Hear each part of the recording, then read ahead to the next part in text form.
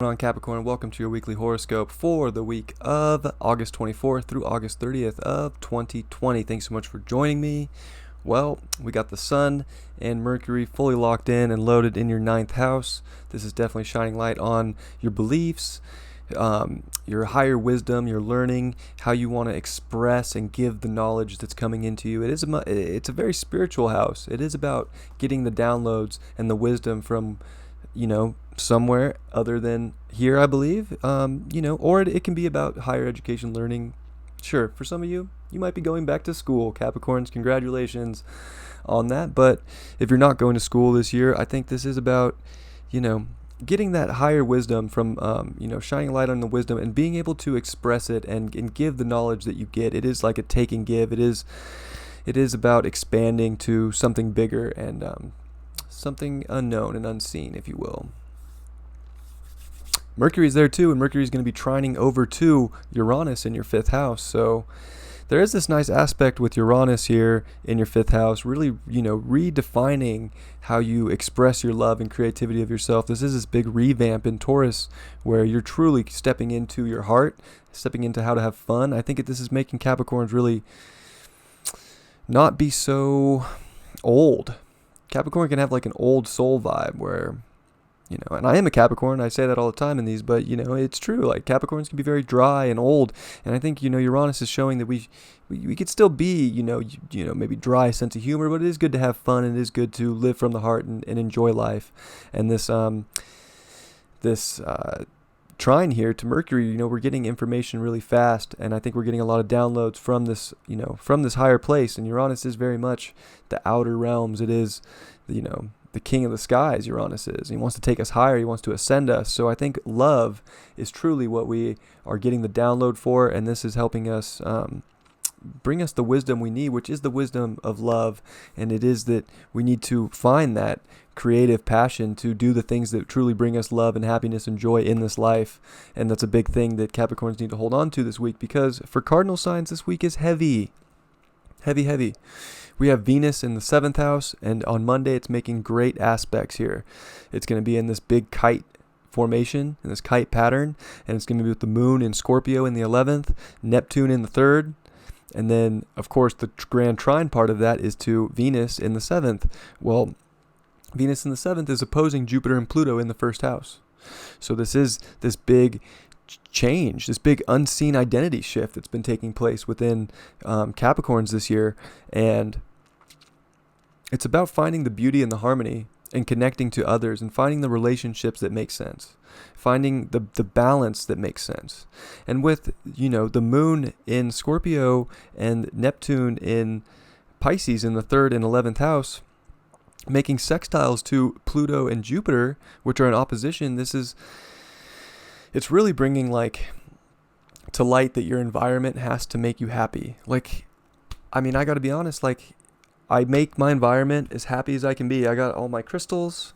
This little corner of this office that I have is the happiest place that I got right now. And it's because I just made it set up the way I wanted it, and it makes me feel good. And that's truly what Neptune's trying to do, is what, are you getting these little subtle hints to just make your reality and your environment more, comfortable and unique?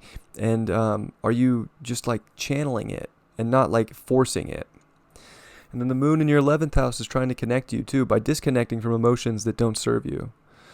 But it's about connecting to emotions that do mesh with your identity and who you are and your truth right now, and the transformation that you're going through. And it's all pointing towards Venus. So it is about the harmony in life. Are we making life harmonious? Are we seeing the value in others, in ourselves, and are we connecting to that? We are going through a lot of changes, but at the same time, it's we need to be able to see the beauty in others too. It can't just be about us. We still have to open up and find the harmony and find the balance of the creation in itself, and that does involve other people. The moon here is going to make some pretty hard transits. It's going to transit into our 12th house. So it is very much about tuning into the unseen emotions. This is a very much a channeled week. This is about finding things that, just taking in the messages that come through and making sense of them, that take you to a higher place, that make you feel good. And, you may be a good week to isolate a little bit emotionally with the moon in the 12th, because it's going to be squaring the sun in the ninth, and Venus, that first quarter square. And, that's really asking us to make sure that we're putting our emotions and our light into things that are going to take us, that are going to transform and go through this new cycle. As it comes into the first house here, it is about like the end of an old cycle to a new cycle. And, it's about making changes that are constructive. Maybe things have to drop out. Something unforeseen has to drop out to make room for something new and beautiful to come in. And it could be a big change that has to take place this week. The moon will also square Neptune in the third house. Like, you have to be open and curious right now to all the possibilities. Or it can feel like a really delusional dream, and your emotions can feel like everything you've worked for and everything you've set up in your life doesn't make any sense if you're not in your truth and not living from your heart. It's a heavy week. And then the moon's going to transit into our first house of Capricorn. It's going to be on top of Pluto, Jupiter, and Saturn. It's going to oppose Venus and Cancer in our relationships. It's a hard week for relationships, and it's going to be a hard week of finding balance if we're not truly coming from a place of harmony within ourselves and seeing the beauty in all things, and really, embracing the gift that we've been given. Jupiter in the first, it wants to give us a personalized gift of growth and of love and light. Jupiter is the great benefic, but it's at fall in Capricorn, and the moon is at detriment here. So these two, planets, they're not really helping, and they're in oppositions when everything's squaring Mars in the fourth house. Is your home life, is your emotions, are you rooted in your truth? Are you rooted in the way that you can take action to really build from this place, from your identity to your relationships, to reach the highest place in life, to reach this balance point?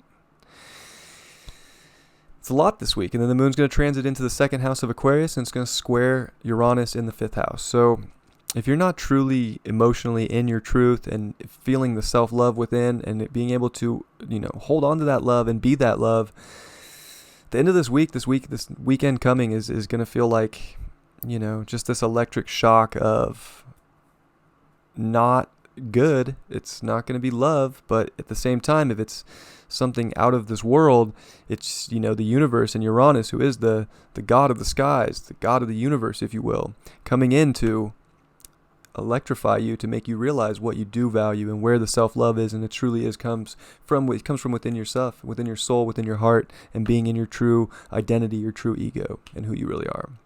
Let's see what the card is for the day, Capricorn. Oh my goodness, it's the Death card reversed. Wow, this is a cool Death card. Yeah, you can't be scared of transformation. You can't be scared of letting something drop out and die in your life so that something beautiful can come in. You got to make room for the beauty. You got to make room for trusting that there's always a light. Even if it does feel like a dark time, cardinal signs have it rough this week, and really, this year in general. We got to be willing to transform certain things, whether it be our environment, whether it be our home life, whether it be the relationships we have. If you're not willing to transform and let certain things that aren't serving you anymore drop away, you're never going to see the beauty that truly can come. Everything is a cycle. So sometimes the cycle just has to drop things out so that beautiful, new, amazing light can come in. And if you're too scared to embrace that, sometimes the universe rips it away in really painful ways. I love you, Capricorn. I'll see you next time. I hope you have a great week. Take care.